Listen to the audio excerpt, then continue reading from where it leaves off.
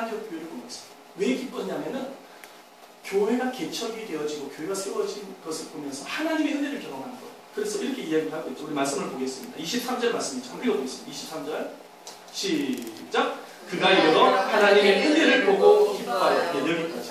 무엇을 보고 기뻐하여? 하나님의 은혜를 보고 기뻐하여. 교회를 보면서 너무 기뻐합니다. 얼마 전에 어떤 목사님이 저희 교회 방문을 했습니다. 그런데 저희 교회를 보면서 너무 기뻐하시는 거예요. 또 왜 기뻐하실까? 나 궁금했거든요. 이 작은 교회를 보면서 왜 기뻐하실까? 나 궁금했어요.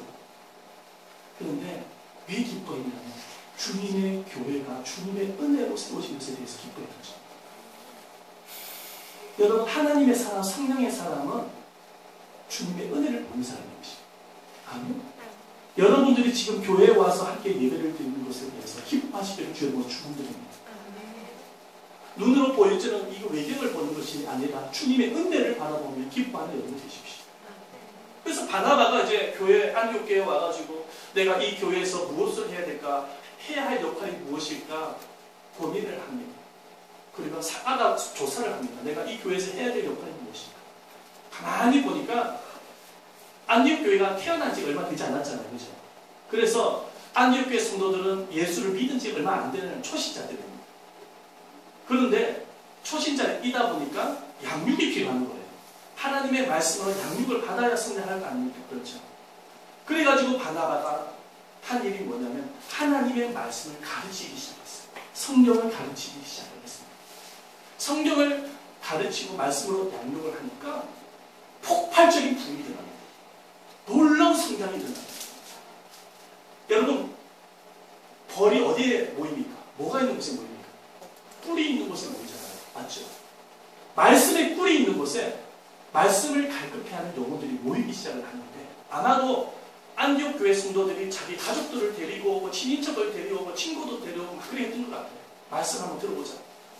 그러면서 교회가 놀라운 성장과 성숙을 이루어지게 됩니다. 그래서 말씀에 보면은 너무나도 많은 사람들이 모이다 보니까 바나바 혼자서 이 양육을 감당할 수가 없는 것입니다. 그래가지고 말씀을 잘 가르치는 동력자 한 사람을 초청을 하는데 그 동력자 이름이 누구죠? 사울입니다. 사울이 누굽니까? 바울이죠. 바울이라는 사람 이름 들어보신 적 있죠? 그렇죠?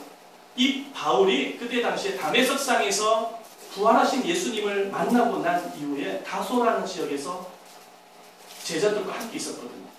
그 바나바가 바울을 초청을 해요. 초청해가지고 말이죠. 바울과 함께 양육을 하기 시작합니다. 그랬더니 교회가 굉장히 성장과 성숙을 입게 되어진 모습을 우리가 보게 되어진 것입니다.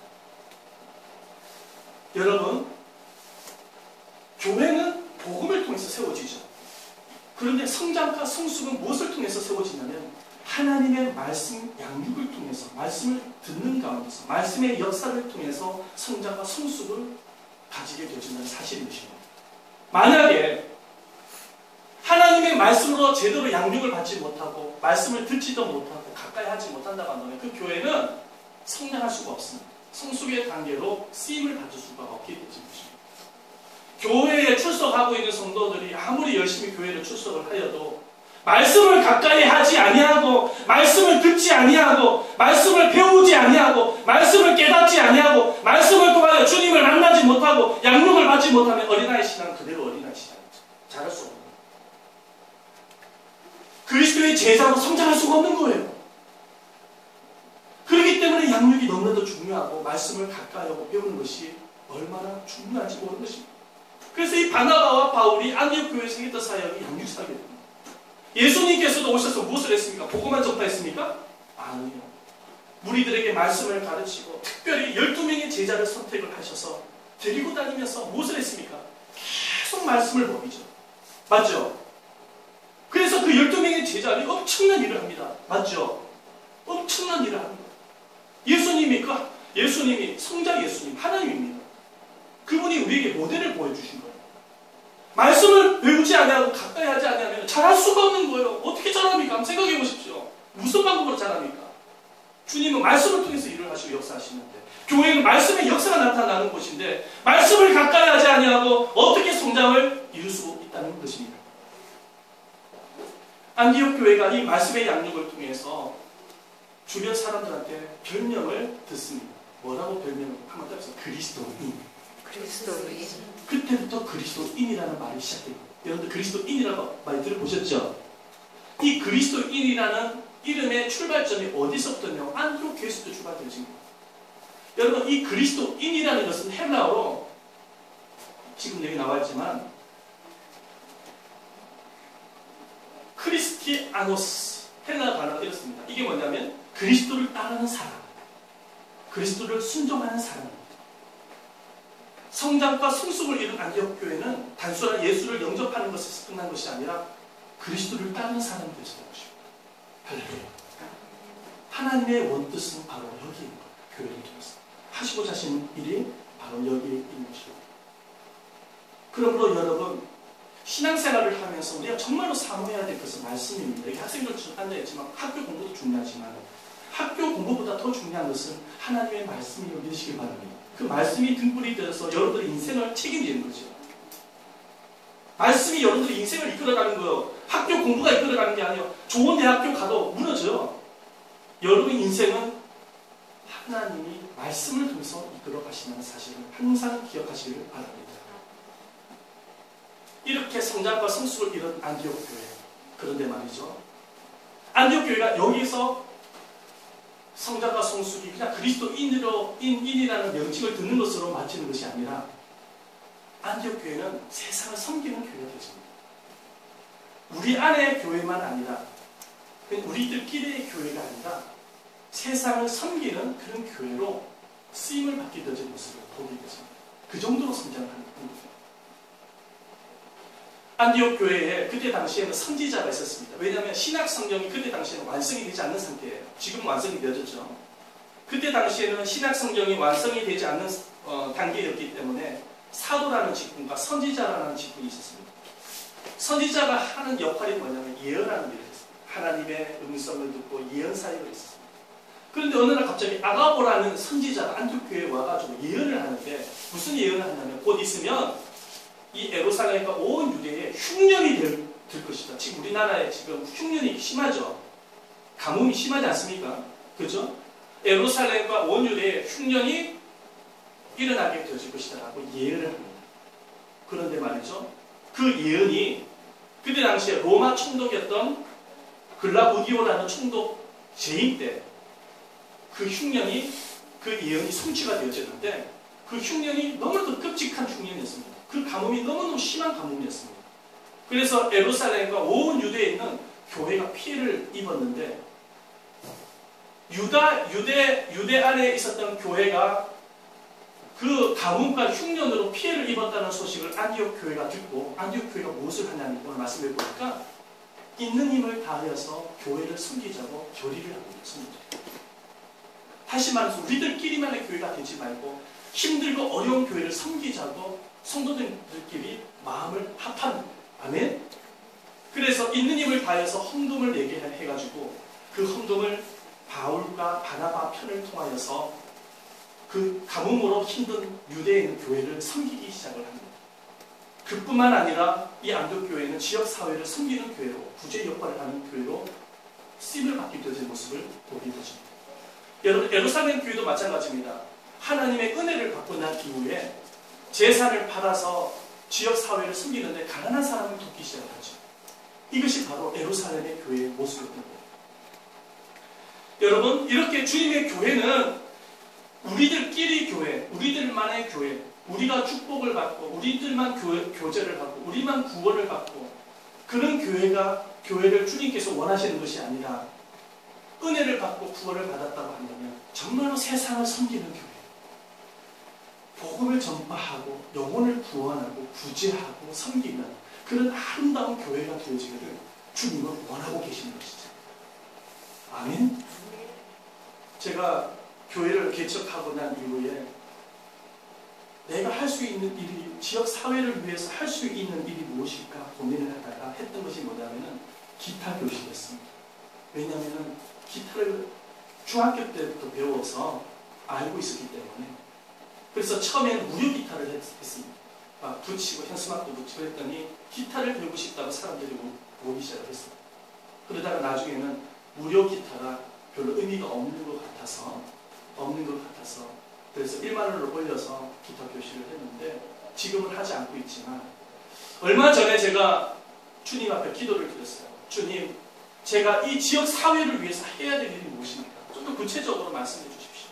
우리 예당 제자교회가 해야 할 일도 많이 있지만 가장 할 수 있는 일부터 하기를 원합니다. 도대체 무엇입니까? 라고 기도를 하고 있는데 이제 걸어다니면서 기도를 한 거예요. 근데 큰 매 한 마리가 갑자기 내 머리 위로 날아와가지고 돌기 시작하는 거예요. 원을 그리면서 돌기 시작합니다. 하도 신기해가지고 매가 너무나도 크고 바람을 잘 타면서 두 날개를 쫙 펴가지고 원을 그리면서 도는 모습이 너무도 신기해가지고 지켜봤는데 그 매가 계속해서 하늘 공중 높은 곳에 올라가더라는 거죠. 그래서 제가 주님께 기도를 드렸어요. 뭐라고 기도했냐면 하나님, 저 매가 어쩜 저렇게 높은 곳까지 날 수 있을까요? 이렇게 질문을 드렸습니다. 그런데 말이죠. 갑자기 그 기도가 마치자마자 까마귀 한 마리가 갑자기 또 날아왔어. 날아와가지고 날개를 피더니 매처럼 날기 시작하는데 원을 그리면서 또 날기 시작을 하는 거야. 까마귀 한 마리가 머리 위에서 빙빙빙 돌면서. 그런데 말이죠. 그 까마귀는 매처럼 높이 날지를 못하더라고요. 그러면서 내 가슴 속에 뭔가 하나님의 음성이 들린 듯한 느낌이 들었습니다. 주님이 나에게 질문을 던지는 같은 느낌이 들었어요. 사랑하는 아들아, 나의 조카. 저 매가 왜 저 높은 곳까지 날 수 있다고 생각하니? 제가 이야기했습니다. 뭐라고 이야기했냐면 주님, 저 매는 바람을 잘 타지 않습니까? 그래서 저렇게 높이 나는 거 아닙니까? 까마귀는 까마귀도 바람을 타네요. 그러면서 그런 생각이 든 거예요. 그렇지. 매만 바람을 잘 타는 것이 아니라 저 까마귀도 바람을 잘 타지 않는다. 심지어 참새도 알고 보면 바람을 타서 날갯짓을 하면서 나는 거예요. 그러면서 내 마음속에 해답이 생깁니다. 주님의 마음을 느낄 때 어떤 마음을 느끼냐니까 저 매가 하늘 공중 높이 날 수 있는 이유는 뭐냐면 하나님께서 높이 날 수 있는 새 기능을, 매 기능을 주었기 때문이다 라는 마음을 주시더라고요. 할렐루야. 그러면서 주님의 음성이 내 안에 들리기 시작합니다. 그게 뭐냐니까 사랑하는 나의 종아, 내가 너에게 준 기능이 있잖아. 다른 사람들이 갖고 있지 못한 기능. 내가 너에게 준 은사가 있잖아. 다른 사람들이 갖고 있지 못한 은사, 독특한 은사가 있잖아.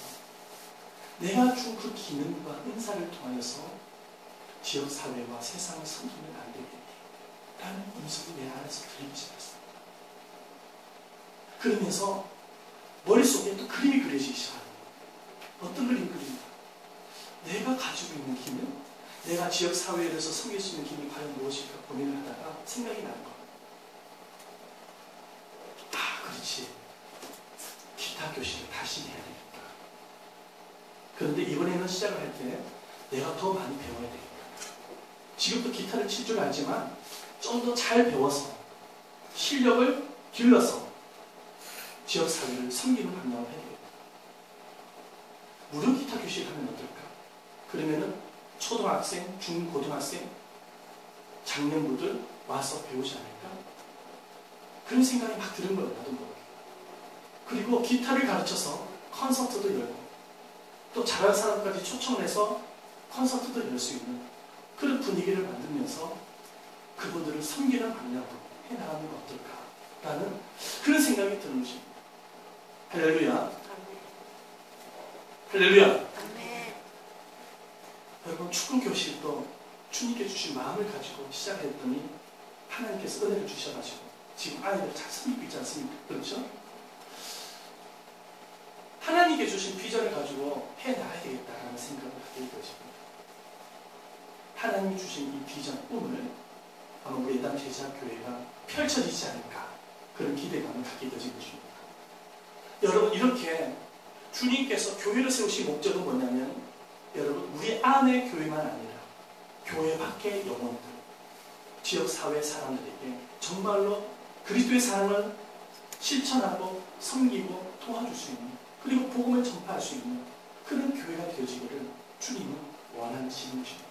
우리는 지금까지 이 안티옥 교회의 탄생과 성장과 그리고 세상을 섬기는 그런 말씀을 통해서 여러분 교회를 사랑하는 주님의 마음을 가지고 우리도 뜨겁게 교회를 사랑하고 교회에서 말씀으로 잘 양육이 되어지고 성장함으로 인하여서 정말 세상을 섬길 수 있는 저와 여러분들 되시기를 주의 이름으로 축원드립니다. 아멘. 함께 기도하십시다. 우리 한번 기도를 드릴 때에 하나님 교회를 탄생케 하시고 세우신 하나님 앞에 감사합니다. 이 교회를 내가 사랑하기를 원합니다. 그리고 교회를 통하여 그리스도의 사랑을 전하기를 원합니다. 주님 함께 해주십시오. 은혜를 베풀어 주십시오. 교회를 통하여 말씀으로 양육이 되어지고 말씀을 더더욱 사모할 수 있도록 내가 성장할 수 있도록 은혜를 베풀어 주십시오. 우리 말씀을 생각을 하면서 간절한 마음으로 통성으로 기도하는 시간을 가지겠습니다. 다 같이 한번 통성으로 기도하겠습니다. 살아계시고 자비로우신 아버지